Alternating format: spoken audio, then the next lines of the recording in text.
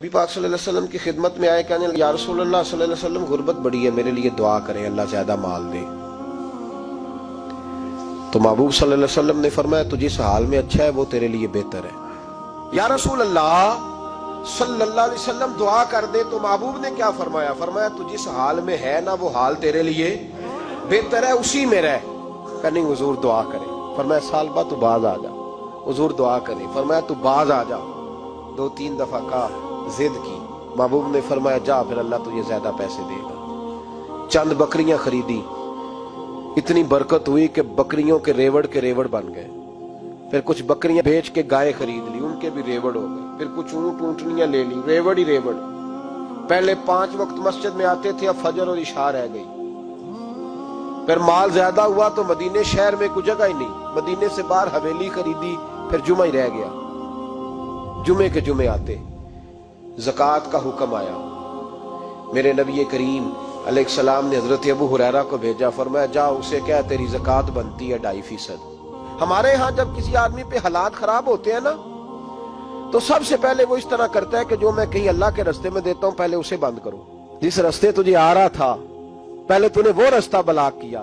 تو سالبہ کے پاس حضور نے پیغام بھیجا، پہلے تو کہا تیرے لیے بہتر نہیں مال، جب اصرار کیا تو اب بڑی برکت ہو گئی، بڑا آیا تو فرمایا زکوٰۃ دے، 2.5% زکوٰۃ ہے۔ اب جب سوچا کہ 5 اونٹوں پہ 1 بکری جائے گی اور بڑا سارا مجھے دینا پڑے گا، اب جب غور کیا تو یہ تو نہ کہا کہ میں نہیں دیتا۔ حضرت ابو ہریرہ سے کہنے لگے نبی کریم علیہ السلام کی خدمت میں عرض کرنا کہ میں خود آؤں گا۔ حضرت ابو ہریرہ نے آ کے عرض کی یا رسول اللہ صلی اللہ تعالی علیہ وسلم، حضور وہ کہتے تھے میں خود آؤں گا۔ تو کہتے ہیں محبوب نے ٹھنڈی سانس لی، فرمایا اسے کہا تھا کہ تیرے لیے مال بہتر نہیں، اب ہلاک ہو گیا، ہائے افسوس ہلاک ہو گیا۔ ان کو بھی تھوڑی دیر کے بعد احساس ہوا کہ یہ میں نے کیا کیا، نبی پاک کو ہی کہہ دیا نہیں ہے، حضور کو کہہ دیا بعد میں آؤں گا۔ اب دوڑے آئے، عرض کی حضور میں سارا کچھ لے کے آیا ہوں، قبول کر لے۔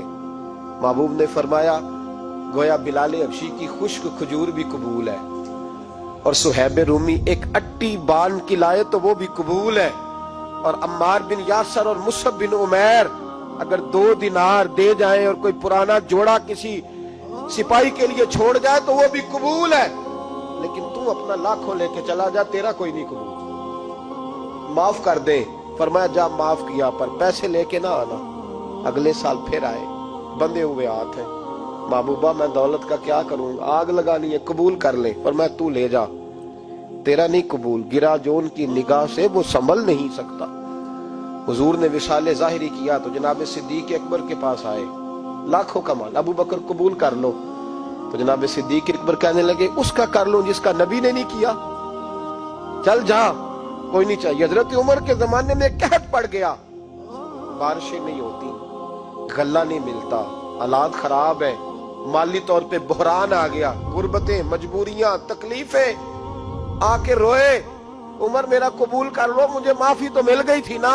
فرمایا معافی اپنی جگہ پہ، پر جس کا مصطفیٰ نے قبول نہیں کیا۔ بہت سارے لوگوں کو پتہ ہی نہیں کہ ان کا قبول ہی نہیں ہوا، اور وہ الجھے ہوئے، انہیں خبر ہی نہیں کہ اصل بات کیا ہے۔